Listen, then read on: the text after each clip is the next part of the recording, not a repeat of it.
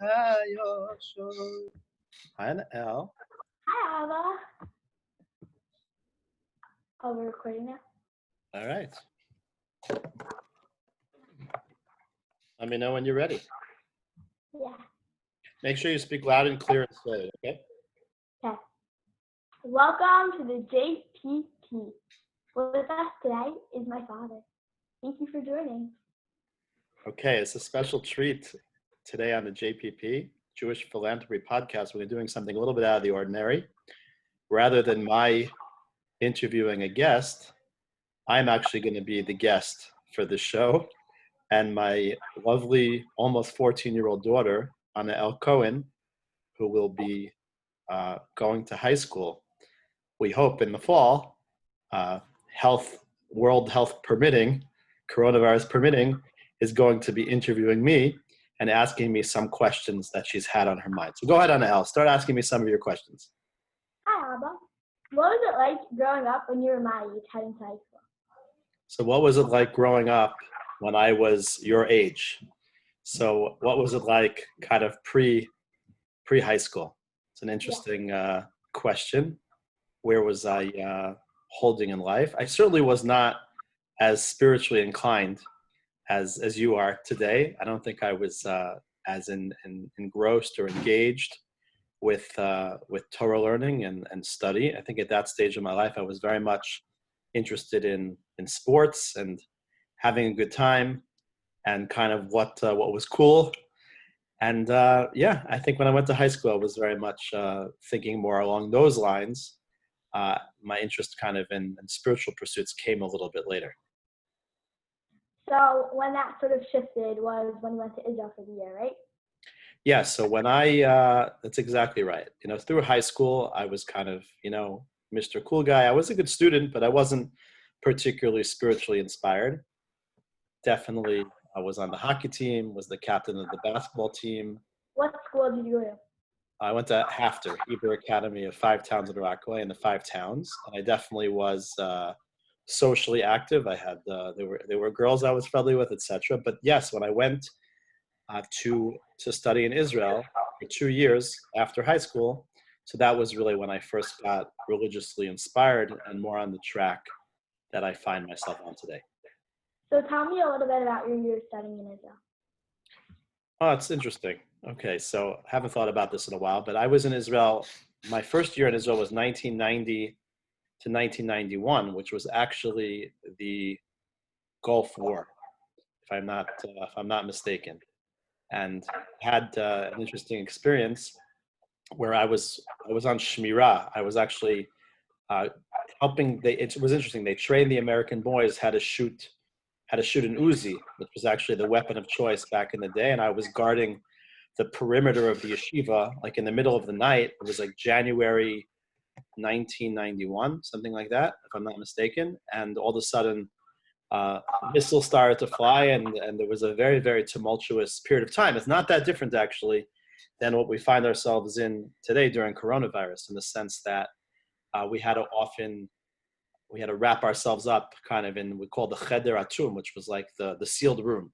So granted, we weren't kind of quarantined for weeks or months at a time, but we did have moments of quarantine every time there was a missile that was flying towards Israel from Iraq. So we had to quarantine ourselves, and we had to kind of seclude ourselves. And it definitely messed up our school year, just like, unfortunately, you and your siblings and many other, young students have been doing school via Zoom for many, many months, and there's much uncertainty about what's coming up in the future. So we also had many people left the yeshivot and the seminaries in Israel at that time to go home because they were fearful for safety reasons, etc. And it certainly was a traumatic experience.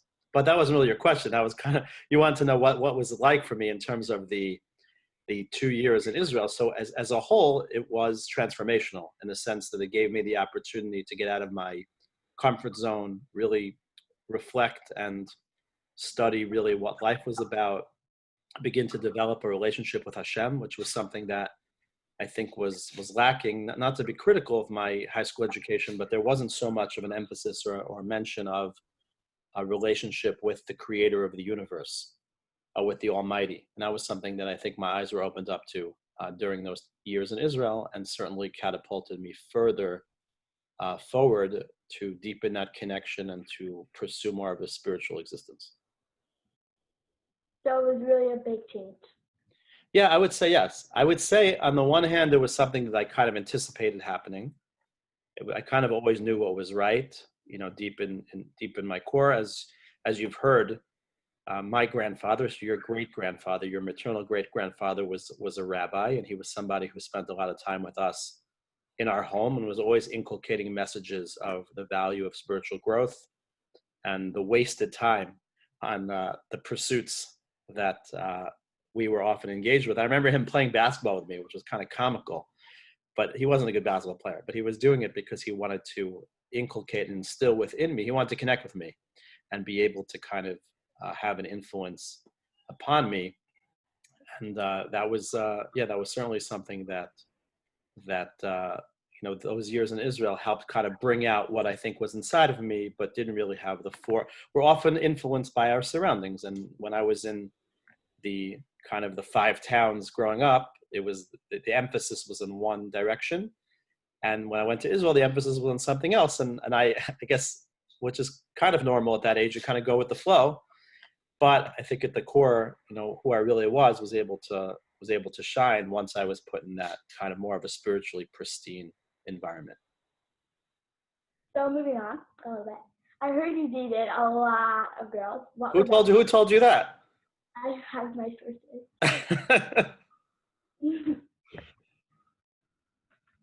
Yeah, what do you want to know about that? What? What do you want to know about the fact that I dated a lot of girls? How long were you in Shidduchim? How did you find your wife? Okay. I remember the first time I told you how many girls I went out with. You like your face was like, I remember you were just kind of like, what? You were like offended on behalf of like all women in the world. You were kind of like, Abba, what's going on over here? Yeah. So that's an interesting story. That was definitely it's not a story. It's kind of a saga. I was for about a 10-year period, for about a decade, I was engrossed in trying to find a partner for life. I think it took me longer than many because I was a little bit confused, I think, in terms of what it was I wanted. Did I want to be a lawyer? Did I want to be a rabbi? I kind of, the 2 lives that I had lived, kind of the growing up in the 5 towns area, kind of the Hafter boy, and then contrasting that with the 2 years in Israel and the spiritual side, and then kind of having to mesh the 2 and kind of identify who I really was. So I think maybe that took me a little bit longer than it took other people. I think I was confused. I think till today, I'm kind of like confusing. I'm like in a little bit of an enigma to a lot of people. They just can't really peg me or figure me out. But maybe that's a reflection of in the earlier years where I also couldn't really figure myself out. And if you don't really know who you are, it's very hard to kind of pair yourself up with another person, right? You have to know yourself. It's a very important lesson in life. If I could share something, with you and with some of our listeners, it's always important to really understand oneself kind of at the core, who we are, what motivates us, what inspires us, but who we really are, because you can't really share yourself to the fullest with another until you kind of know who you in fact are. So I got set up with many different girls, and I think it was confusing because here I was in my dating years. I was in smicha program. I was an assistant rabbi. Then I was working as a lawyer, and I'd be going out. Girls would go out with me because they heard I had like a prestigious job in a law firm, but I actually wasn't interested in that. I actually wanted to go into communal work, into the rabbinate, which they found it very confusing. Well, why are you working as a lawyer if you really want to do something else? So on and so forth. So there was a lot of disconnect on many levels, and there was a lot of work that I had to do on myself. And I think the confluence of those factors certainly contributed to taking it a longer time. And also, as you know, Ima is, your mother, my wife, is significantly younger than I am. So technically speaking, she was like a little girl when all this dating was going on. So maybe it just had to wait for her to grow up, so that so Hashem kind of had to ensure that I wasted time, basically over those 10 years while she was growing up, so that we could finally connect and meet each other. And if you have a message you would like have gained from those 10 years, what would it be? If there was a message that I would glean from those 10 years, it's something that I actually, write about in my book, and maybe we'll talk about this at a later point in the interview. The idea of hold the vision, trust the process, which is actually something that I learned from Ima. Uh, as you know, Iba is a midwife professionally, and one of the mantras in the birthing process, apparently, particularly for women who want to have a natural birth and don't want to have interventions or different types of aspects that can be epidural, etc. So there's a concept that it's obviously going to be quite painful having a baby. That's part of the klala to Chava. Be it Savon Tele, that women have labor pains and giving birth to a child, but one has to understand and appreciate that the pain is actually a positive development. The feeling of the pain is actually a sign that the body's doing what it's supposed to be doing, which is opening up so that the child can come into the world. So I think similarly, you have to always hold the vision where you're trying to get to, and then you have to trust the process. Sometimes the process is quick, sometimes the process is elongated. My mother used to often say to me, and during those years, she'd often say, "Derech harucha shesofo ktsara." It's a long road, a long windy road, but in the end, it's going to be short because it takes a long time, but if you find the right person, so then you'll have hopefully you'll live happily ever after. So one of the great messages I think I learned from that decade of my life, searching and struggling with many ups and downs, is that it's kind of crucial that you can never lose sight of where you're going. And I think I can say that throughout all those years, I always had a confidence that I would find the right person. I felt it would happen. I didn't know how, I didn't know when. Kadosh Baruch Hu Hashem certainly orchestrated it in a fascinating way, an unexpected way, something I could have never predicted or written the script for. But that being said, I did have the vision, and I grew to trust the process. That's something I try to apply in my life, even till today, that there are processes that we're always involved in and engaged in, and we have to go with them, and we have to kind of see where God takes us in life. So when you met Ima, you got married in Israel, right? And I was born in Israel. So what were those early years like? What were you doing? Cool, interesting. We got married. Interesting. As you may or may not know, so Ima, you know this. You know the Ima is from Vienna, Austria. So Ima grew up in Europe, and although she went to high school here in the States, she was very passionate about living in Israel. And she had spent about 5 years in Israel. We actually met in Israel. We got set up. I was visiting Israel for a short period of time. I was on hiatus from my law firm. And we met during the Aseret Yemei, the 10 days between Rosh Hashanah and Yom Kippur. And in that period of time, we began to date. And Ima was very clear from the get-go that we were only getting married if we were going to minimally start our married life in Israel. She wanted to live there for the duration, but minimally we would begin there. So that was something that I was actually excited about as well. I thought that would be a nice opportunity to kind of live out my vision, which was to transition from being a lawyer to going into the rabbinate and serving Klal Yisrael, serving the Jewish people. So I saw that as an opportunity to kind of spend some time back studying full time to kind of prepare for that transition. It had been a while since I was like full time in yeshiva and kollel studying. I also envisioned that doing that in the framework of having been married would maybe create we call a greater yushuv hadas, or greater clarity of the mind, to kind of enable me to learn kind of more effectively. I remember Rav Hershel Schachter, the great Rosh Hashiva and Rosh Kol and YU, he used to say that you can't really assess your quality or skill set in learning until you're married. So that maybe made sense for guys who got married relatively young. But for me already, I was already in my early 30s when I was getting married.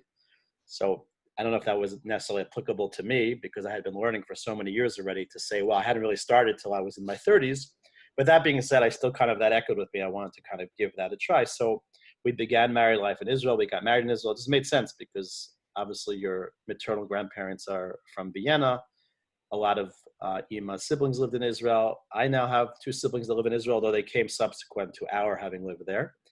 And it just made perfect sense as a place to get married and to begin building our lives. And yes, you were actually born in our last 6 weeks. In the 2.5 years we spent of our early years married in Israel, you were born in that last 6 week of that stint.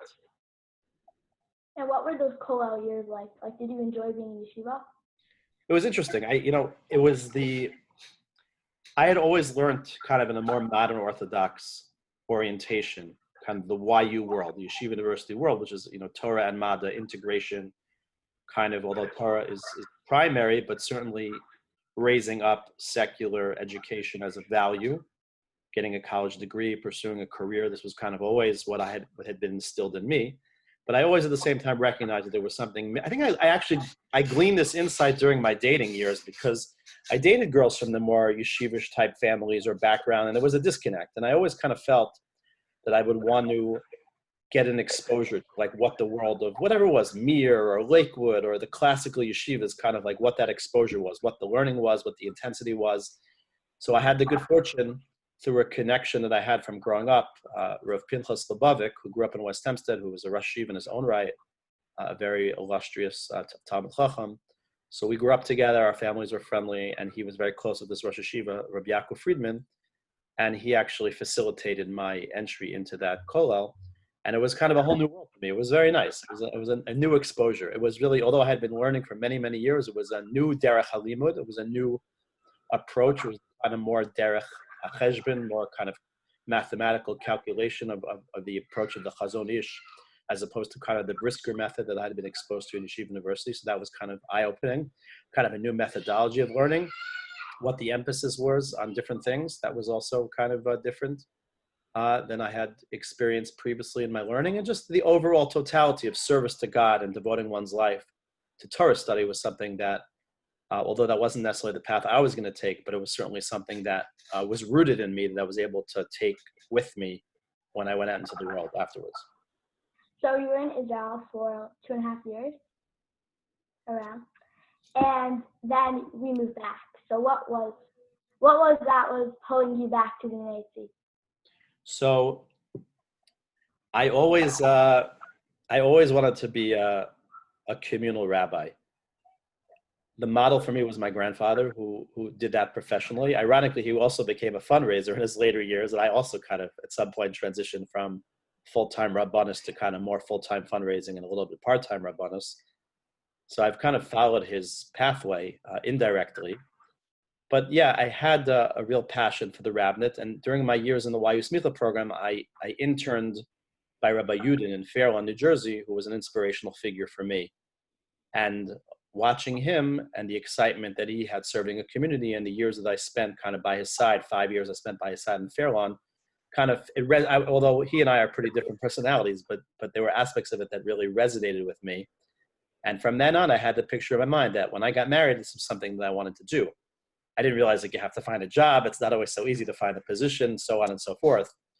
There were kind of some pieces that I was missing in terms of understanding how the rabbinate worked. But that being said, I always had in my mind, both from my grandfather as well as from my years with Rabbi Yudin, that this was a career track that I wanted to pursue.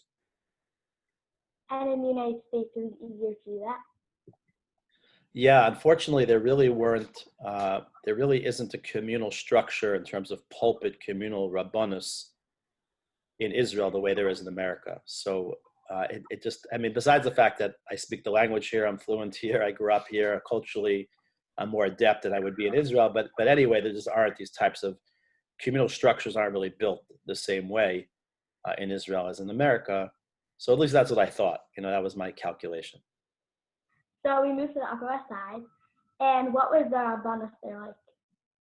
The Upper West Side is a fascinating place. Although Ima was distraught that we were leaving Israel and moving to America, the fact that we moved to the Upper West Side of Manhattan was a little bit of a silver lining, because since she grew up in Vienna, Austria, which is kind of living in the city, a beautiful city, Manhattan's not as pretty as Vienna. The Upper West Side is not. But that being said, I think she very much likes the vibe of city life. So it was something that kind of spoke to her, kind of the conveniences, taking the subways, walking up the block to the bodega, so on and so forth. So these were aspects of the experience that made sense, at least from Ima's perspective. For me, it was not the rabbanus that I had ever imagined, actually. It was very different from my experience in Fairlawn. Fairlawn was kind of like a communal shul, an established community, large amount of people. The shul I went to in Manhattan was kind of more of a startup. It was a shul with an illustrious history, but had kind of like basically fallen apart, for a large number of years. And it was beginning to be like a rebuilding of sorts when I came. I kind of caught the wave. It was just starting to pick up when I came. But you were dealing with a very transient community. So you'd build relationships with people 2 or 3 years, and then they would move on to Jersey, to Teaneck, to Englewood, to New Rochelle and New York, etc. five towns. There was always movement. There was always turnover. You like every few years you had a brand new shul, and you kind of had to start from scratch, which could be difficult, could be frustrating. Obviously, if they're troublemakers in the shul, you're kind of happy. Some of them move on, but at the same time, most of the people that you care deeply about, it's difficult when they move on, and then you have to begin fresh, kind of every few years. So that could take its toll on you. You know, emotionally, I spent 9 years in the rabbinate there. There were many, many ups and downs. But it wasn't the classical rabbinic role that I would have assumed because it wasn't that much life cycle work. It was mostly people, young families having babies. There weren't a lot of weddings. There weren't a lot of funerals. It wasn't kind of that all-encompassing, full-service rabbinical role that I kind of relished, you know, having. But God had other plans for me. And I try to do other things. I try to do a lot of creative programming. I developed and cultivated fundraising, different aspects there are many aspects of the rabbinate. And the Manhattan rabbinate, at least the one that I served in, certainly was an opportunity to focus on different strengths or skill sets or bring out, in me, the creative side to kind of make the shul attractive, kind of more of a Shabbos shul and to get people to come, on Shabbos morning.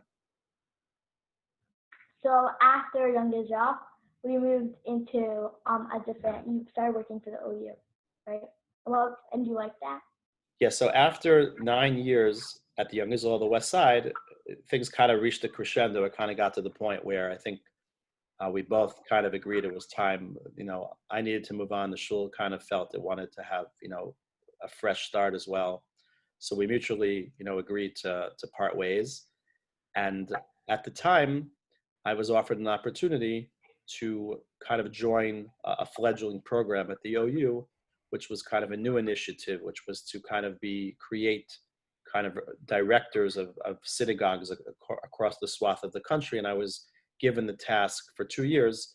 I had the opportunity to kind of be a consultant, to take all that I had learned in my almost decade of service on the Upper West Side and to help kind of apply it to shuls that needed guidance, that needed support, that needed a listening ear, both for the Rabbanim and for the lay leaders. And that was something there was a lot of speaking opportunities as well to go around to different communities. But we were still living in Manhattan. And it was also fun on the Shabbosim that we weren't traveling to other communities. It was kind of fun to daven in other shuls. It's like funny, you're a rabbi of a shul for like 9 years. Every Shabbos you go to the exact same shul. Whereas most people, they get to go around and kind of check out what's going on. So it was kind of fun to be able, we davened at the Jewish Center, we davened at the Rindiker Shtibel, we went to Or Tzedek. It was fun. When there was a good speaker, we'd go hear the speaker. We get to do a lot of different things. So that was definitely a fun aspect of those additional 2 years in Manhattan when I didn't have a formal kind of pulpit position. So we all know that you wrote a book. You wrote a book called We're Almost There, Living with Patience, Perseverance, and Purpose. And what is this book about? So the book, I think, is actually very apropos for the times in which we're living right now in the midst of the coronavirus. The book was really written it was very much a focus on my personal life and experiences and using some of my own personal challenges to shed light on how one deals with trial and tribulation and unexpected challenges. I kind of analyze the years I spent trying to find a wife, and then we glossed over on a personal story here, but the birth of Yedidia, your older brother who had Down syndrome, so having a special needs child and what that was like. That could be a whole podcast, on and of itself, many of them. So that experience, and then even professionally, kind of going to the type of shul that I maybe wasn't equipped for or didn't necessarily expect to go to, and the challenges that presented. So I weave a thread throughout the book of this principle that we marshaled earlier of holding a vision and trusting a process, of understanding that there's a guiding hand that is placing us where we need to be at any given time. And it's something that rather than fight it, we kind of have to embrace it. And every one of us has a unique path, and it's being orchestrated by a divine Heavenly Father who knows what's best for us. And we're kind of almost like, blind people, like being guided some way, even though we think we're all powerful and all knowing. It's very much far from the truth. And so I wrote a book basically through the lens of a lot of my own personal experiences, as well as giving some commentary on one of the big events I talk about in the book was the summer of 2014, when the three boys were Gilad, Gilad, Gilad Ayal, and Naphtali, the three boys that were kidnapped. 18 days were missing and were found murdered. That was something incredibly traumatic. In that summer, I wrote a lot about, musings on those experiences. And as you know, I'm trying to write, part two of the book.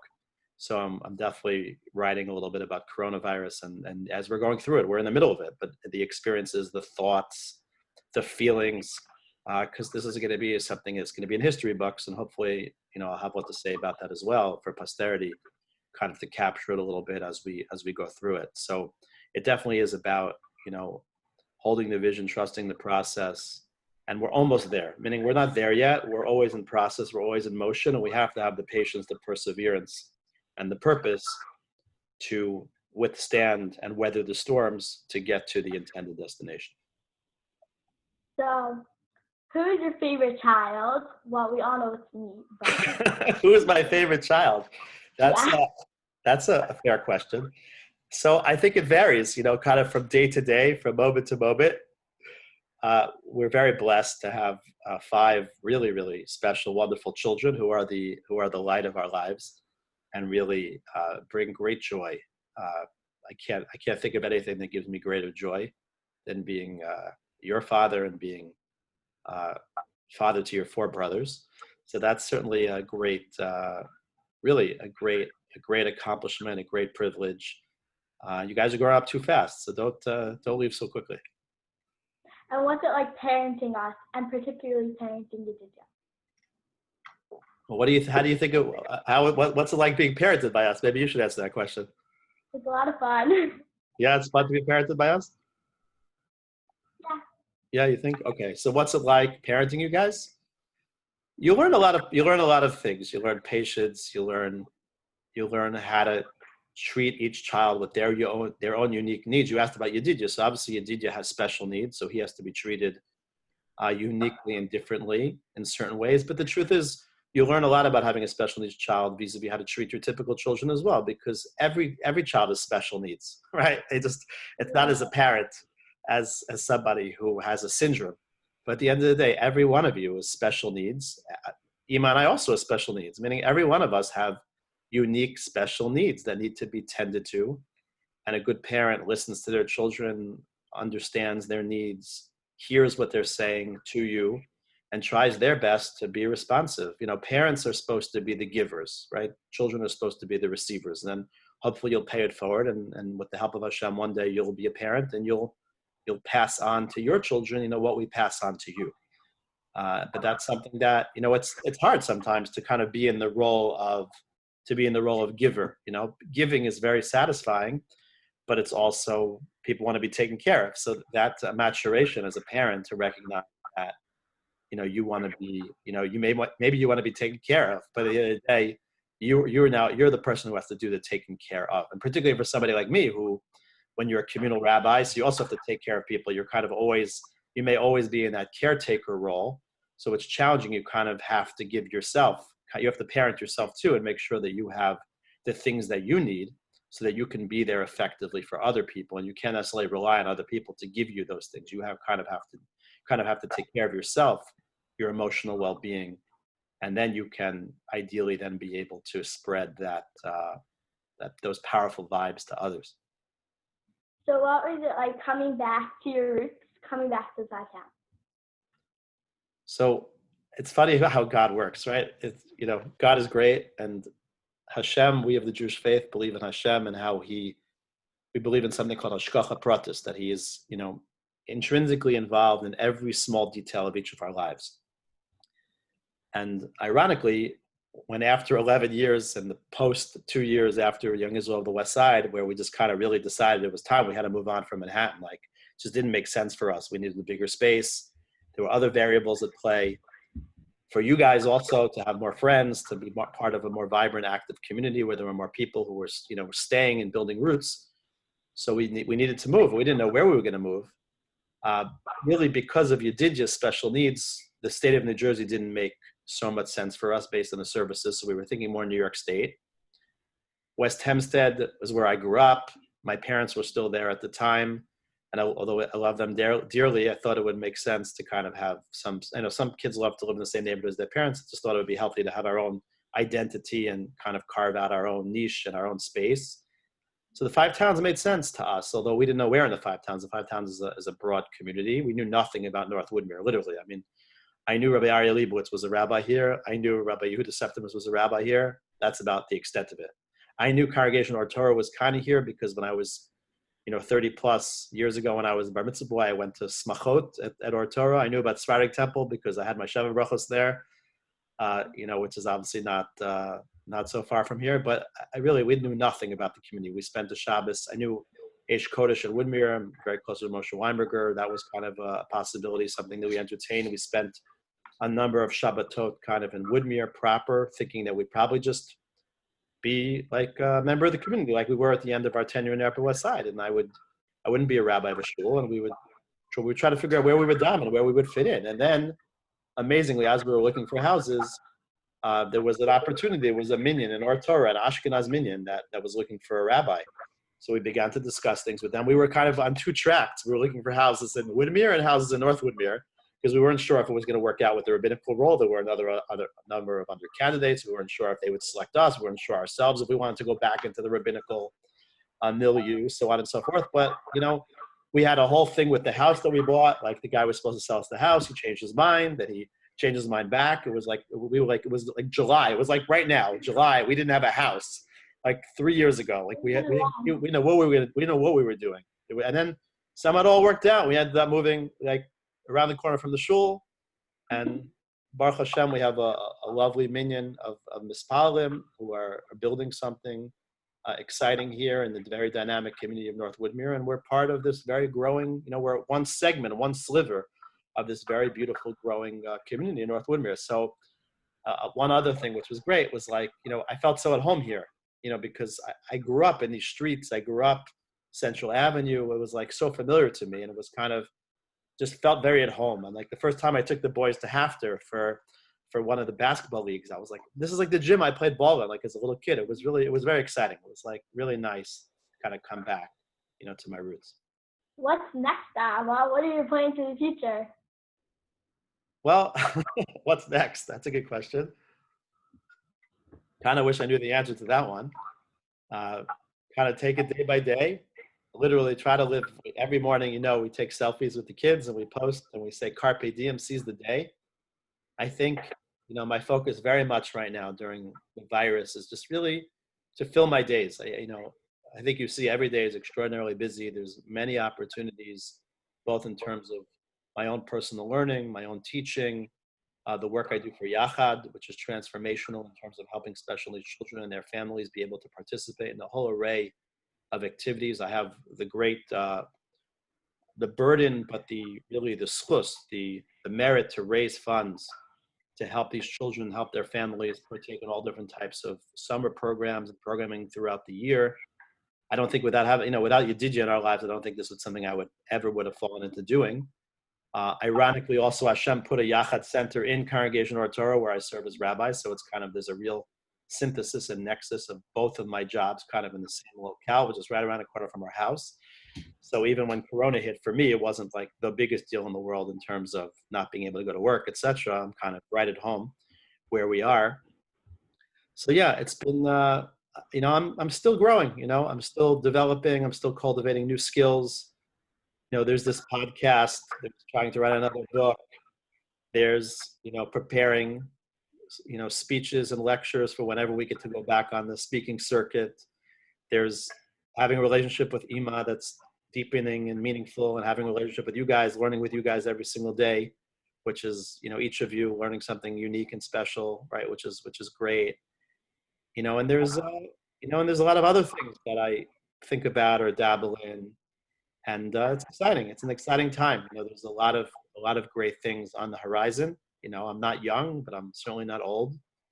And who knows? Wherever Hashem takes us next. Hopefully the next place we go will be Eretz Yisrael. I think Ima made it clear that we're not moving again. In America.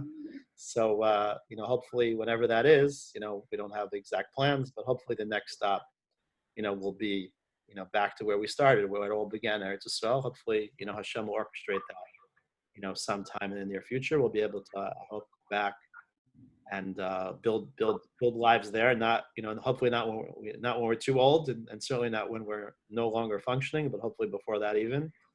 And to be able to take the next step in this journey and to figure out how we can contribute to the growth and the perpetuation of the Jewish people. You have any more questions for me? No, I think that's it. Do you have any That's questions? what you got from me? I want to ask you some questions. Can I ask you some questions then? Sure. So I heard through the grapevine that you were the valedictorian of your class in TAG. Yeah. Is that correct? Yeah. What was that like for you? It was very, very fun, and I was very happy to be picked because I really worked really hard for it. And I really love Torah, so for me, being Hebrew valedictorian was just so exciting. And it was I really always wanted it, so it was a dream come true. It was beautiful to watch because I know it meant a lot to you. I know that on some level maybe it would have been disappointing if it didn't work out, even though we kept telling you that don't expect it. Yeah. After all, you transitioned, you came in 6th grade. Yeah, and I wasn't expecting it for that. Right, you were new to the school. You were only there for 3 years, and it's a very big school. There are a lot of girls to choose from. So obviously it was very exciting. You kind of blew it away with your speech. You were terrific. I want to do something. Last night we were talking, and you shared with me that somebody asked you recently to describe your father in terms of objects or items. And what were the 3 things that you picked? I brought a football card. Football card, okay. I hope it wasn't a valuable one because Abba loves sports. Okay. And I brought a Gemara because Abba is learning Shas right now, and he gives a Daf Yomi share every morning. Okay. And I brought his book because it really describes his life and who he is. Very nice, beautiful. So I thought that was really cool. I thought that was a nice idea. Besides, I can't think of any 3 more perfect things to describe me, so that was excellent. What would you bring for me? No, so that's exactly right. I was trying to think, if somebody asked me to pick 3 things that describe Anna L. Cohen, what would those 3 things be? That's what I was thinking about. I guess I would pick this book, a Tanakh. That might be one thing that I would pick. I would definitely, I don't know how to describe this in terms of an item or an object, but tefillah, prayer, you're an inspirational davener. So I would definitely pick a siddur or something that has to do a prayer book, something that's connected to prayer. And maybe I always envision you because you're an amazing gymnast, so you're very, very pliable. You kind of move in all different directions. Maybe I'd have some a bar or something that's my sports card, right? Flipping over or doing something kind of energetic or kind of with great energy. Tell me, so where are you going? You're going to camp this summer, right? Yeah. Sleepaway camp? Yeah. So I'm glad that worked out for you. And then where are you going in the fall? Ruth Hashem, Manhattan High School. Manhattan High School for girls. So you're heading back to the city. Yeah. To your old friends, your old stomping grounds. What are you anticipating? What do you think high school is going to be like? I'm very excited to learn a lot of new things, especially in high school. They give you a lot of new opportunities like chesed hours and a lot of new classes and electives you get to choose. And I'm also really excited to meet a lot of new girls from a lot of different places. It's kind of a merging of worlds for me because it's all my city friends and a lot of tag girls are going too. So it'll be interesting. Cool. And what made you pick that school of all the schools you could have picked? I really liked what it offered academically because I really like school and to learn. So I was really excited about that. And also a big thing that pulled me was my old friends were going to be there, and I also had the opportunity to make new friends. What was the last thing you said? To what? That a lot of my old friends are going to be there, but I also had the opportunity to make a lot of new friends. To make new friends. And what's it like being the only daughter in a family of all boys? It's very fun, and I try to show my brothers that I'm just as good as them in every sport. Okay, are you? Okay. You're walking around the house the other day, you were going, Giannis Adekatupumpo, whatever. It's my brother who loved Giannis, and I call him Giannis the Koopa. That was very funny when you were going, yeah, I can't even pronounce the guy's name. Giannis the Koopa. How do you say it? Giannis the Koopa. The Koopa? Yeah, not exactly, but it's close. Yeah. It starts with an A. But Yeah, and I always make fun of the sports and all the Minecraft and games that they play. very cool. What do you think about, we'll end up with this, but what do you think, what's coronavirus been like for you? What's it been like to kind of be out of school for all these months and learning on Zoom? I'm curious, kind of like from a young adult or from more of a younger person's perspective, kind of what has this been like for you for the last few months? Kind of talk about, we talked about some of the opportunities you lost out on, unfortunately, but also some of the things maybe you gained from it. So there's a lot of things, like there was pros and cons. I was never expecting anything like it to happen. Like I was like, coronavirus, okay, they'll close school for 2 weeks and it'll open up. There's nothing I was ever expecting. Yeah, we didn't expect it either. So I started school on the phone, which was very challenging. But after Pesach, Baruch Hashem, we switched to Zoom. And it felt like a classroom, I guess, because we're older and like we just take notes anyway. And it was just very like easy to communicate with teachers, especially after we got the updated Zoom version. So it felt like normal class. I mean, my days had like gaps in my schedule, so I had time to do things I wanted. Like I could read books and I could FaceTime friends, and it was just like I had gaps between classes to go over my notes, and it was just very chilled, very few chilled months. And I lost out. Like I was supposed to go to Israel the week of coronavirus. I know a lot of people lost out on a lot of things, and we were gonna go away for Pesach. But what I did gain a lot of is that I didn't have to wake up early every morning to go to school. I could go to sleep till like 9 o'clock because school only starts at 9:30. Right. I think it's an important lesson. I think that in every challenging circumstance, there always is a silver lining. And a lot of like what we need to do in life is we kind of have to find, when they say like when you're given lemons, you got to make lemonade. So I think it's a good lesson, a powerful lesson in life that a lot of times we're confronted with things that are unexpected or that we were not prepared for, and we kind of have to adjust. We have to pivot. There's a great poem in the world of special needs. Actually, it's in my book. It's called Welcome to Holland. Welcome to Holland. So it's written by Emily Pearl Kingsley. She talks there about she was preparing this amazing trip to Italy, and then she gets off the plane. They go, "Welcome to Holland." She's like, "Wait a second, I prepared to go to Italy, but now you're in Holland, and here we must stay." And you have to adapt. And maybe the pace is slower, and maybe there are different opportunities, but there's also a lot of beauty in Holland. And I think that's look. We live in a different world now. I think the hashlachot, the ripples, the repercussions of this experience are still yet to be seen for a number of years. Practically, you don't know if you're going to school yet or not in the fall. We don't know we're going back to work. We're not. Unfortunately, as we speak here on, early July, the virus seemingly is creeping up again in other parts of the country. It's the ultimate unknown, the ultimate unknown. But that being said, like, we're here and we have to try to seize the day and do the best we can and find the silver linings and find the opportunities and live with the disappointments, because there are, of course, disappointments. That's it is it is what it is. Okay, how are we going to convince Ema to get on the podcast? What do you think? She said she might do it for her birthday. That she might do it for her birthday. Her birthday is in July, so that would be I think that would be a very stimulating conversation if we can somehow get Ema to engage with me on the podcast, either to talk about growing up in Vienna, being the daughter of the chief rabbi, her work, what she her does. work, right? We should talk about her private practice and midwifery, delivering babies, right? There's a lot of interesting stuff that we can definitely.